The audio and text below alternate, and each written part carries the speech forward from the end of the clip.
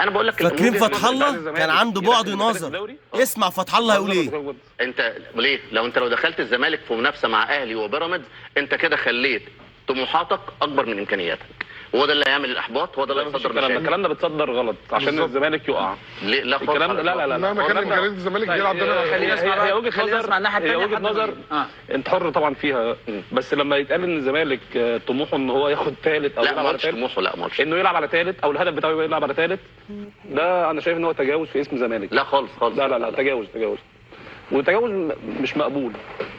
انا ما ارضاش ان الاهلي، انا زملكاوي عمري حتى لو الاهلي كان واقع في يوم من الايام، حتى لو توصيفه انه مساله لها علاقه بالامكانيات. لا هو ده المقصود. ولا لا، والثلاث مواسم الاخيره مع الاهلي بيراميدز زمالك. انا بقول لك ليه يا كابتن محمود بقول ده. انا بقول ده ليه؟ كنت في حلقه مع ابراهيم عشان ما اخليش ازمه جماهيريه. لا هقول لك انت حر في رايك طبعا ما اقدرش اقول حاجه. انا كنت مع ابراهيم في حلقه والاهلي كان 15 صح ابراهيم؟